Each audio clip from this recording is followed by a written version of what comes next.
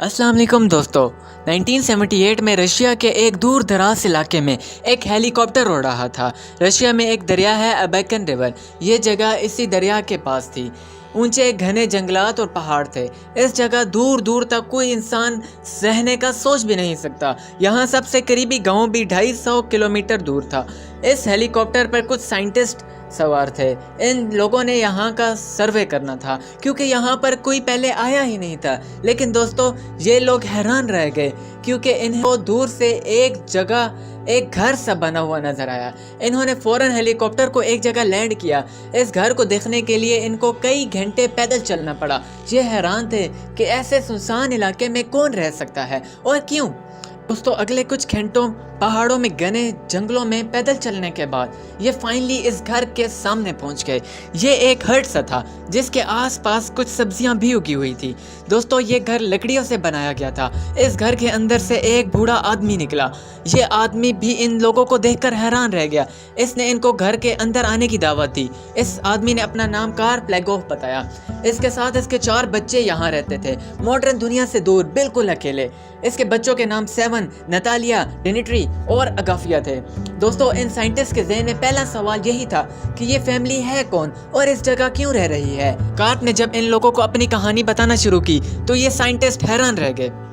Karl Russia के एक religious tribe all deliver से ताल्लुक रखता था। इन लोगों पर बहुत सख्तियां हो गई थी। इनको जेल भेजा गया, टॉर्चर किया गया। कार्ल उस वक्त अपनी बीवी के साथ ये सब कुछ सह रहा था। इसके 2 बच्चे भी इसके साथ थे, सेवन और नतालिया। 1936 में कार्ल के भाई को भी कत्ल कर दिया गया। अब कार्ल अपनी फैमिली के लिए बहुत परेशान था और दोस्तों तभी ये अपनी बीवी और 2 बच्चों के साथ रशिया के इस सुनसान इलाके में आकर बस गया जहाँ दूर दूर तक कोई आबादी नहीं थी। ये कई दिनों तक पैदल चलते थे ताकि इनको कोई ऐसी जगह मिल जाए जहाँ ये अपनी बाकी की ज़िंदगी गुजार सकें।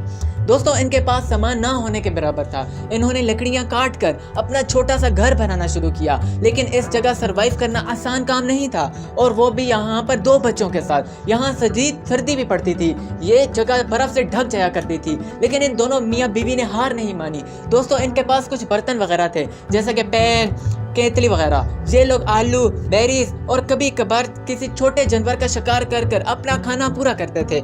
ये लोग आहिस्ता आहिस्ता इस जगह सब्जियां भी उगाना शुरू हो गए। इस फैमिली के पास कपड़े और जूते बस थोड़े से ही थे। ये लोग एक खास किस्म के दरख्त देश के पत्तों से अपने कपड़े बनाया करते थे। आहिस्ता आहिस्ता इनके बर्तन भी टूट गए लेकिन ये लोग फिर भी अपना गुजारा करते रहे। इनकी ज़िंदगी बहुत मुश्किल थी लेकिन कार्ल के मुताबिक ये लोग खुश थे। दोस्तों इस दौरान इनके 2 और बच्चे डिमिट्री और अकाफिया भी पैदा हो गए। इनके 4 बच्चे लकड़ियाँ काटना जानते थे, शिकार करना जानते थे और साफ पानी ढूंढने के भी माहिर थे। ये बच्चे अपना छोटा सा घर भी खुद ही रिपेयर करते थे। कार्ल जानता था कि इस जगह जिंदा रहने के लिए इसके बच्चों को ये सब चीज़ें बचपन से ही सीखनी पड़ेंगी। लेकिन दोस्तों 1961 में इनकी ज़िंदगी में एक बहुत बड़ी ट्रेजेडी आ गई। दरअसल इस साल यहाँ बहुत बर्फ़ पड़ी थी। हर चीज़ बर्फ़ से ढकी हुई थी और इनकी उगाई हुई सब्जियाँ भी ख़राब हो गई। ये लोग शिकार भी नहीं कर पा रहे थे। इस फैमिली के हालात बहुत ख़राब हो गए थे और तभी कार्ल की बीवी की मौत हो गई।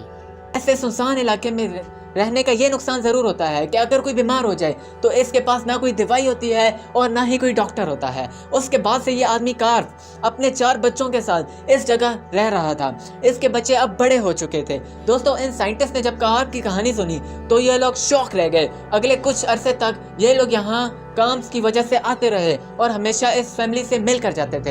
इन लोगों ने बहुत कोशिश की कि किसी तरह इस फैमिली को अपने साथ ले जाएं, लेकिन ये लोग नहीं माने। इन्होंने कहा कि यही इलाका अब इनका घर है।